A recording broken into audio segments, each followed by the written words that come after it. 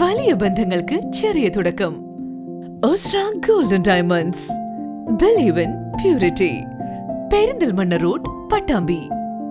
കൊടികുത്തിമല വനമഹോത്സവത്തിന് സമാപനം കുറിച്ചുകൊണ്ട് വംശനാശ ഭീഷണി നേരിടുന്നതും ആയുർവേദ മരുന്നുകളിൽ പ്രധാനപ്പെട്ടതുമായ അശോക മരത്തിന് കൊടികുത്തിമലയിൽ പ്ലാന്റേഷൻ ഒരുങ്ങുന്നു. 2025 വർഷത്തെ വനമഹോത്സവവുമായി ബന്ധപ്പെട്ട് കൊടികുത്തിമലയിൽ 1 ഏക്കറോളം സ്ഥലത്താണ് അശോക മരത്തിന്റെ തൈകൾ വച്ചുപിടിപ്പിക്കുന്നത്. കൊടികുത്തിമല വനമഹോത്സവത്തിന് സമാപനം കുറിച്ചുകൊണ്ടാണ് വംശനാശ ഭീഷണി നേരിടുന്നതും ആയുർവേദ മരുന്നുകളിൽ പ്രധാനപ്പെട്ടതുമായ നിത്യഹരിത പൂമരമായ അശോകമരത്തിന് കൊടികുത്തിമലയിൽ പ്ലാന്റേഷൻ ഒരുങ്ങുന്നത്. 750 മീറ്റർ വരെ ഉയരമുള്ള പ്രദേശങ്ങളിൽ കണ്ടുവരുന്നതാണ് അശോകമരം.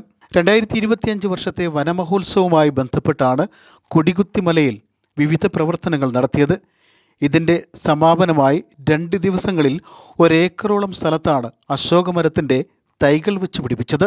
വളർന്നു വലുതായി പുഷ്പിച്ചു നിൽക്കുന്ന അശോകമരം നയനമനോഹരമായ കാഴ്ചയാണ്. ഇത് സഞ്ചാരികൾക്ക് ഏറെ ആകർഷകമാകും.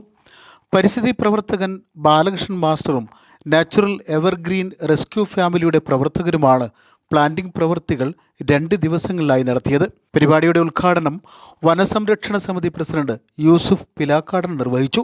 ബ്ലോക്ക് പഞ്ചായത്ത് അംഗം ഗിരിജ ബാലകൃഷ്ണൻ മുഖ്യാതിഥിയായിരുന്നു. Section forest officer Arun Dev ചടങ്ങിൽ അധ്യക്ഷത വഹിച്ചു. PG ലതീഷ്, ആദർശ്, പത്മിനി തുടങ്ങിയവർ പരിപാടിയിൽ പങ്കെടുത്ത് സംസാരിച്ചു. News bureau, Perinthalmanna.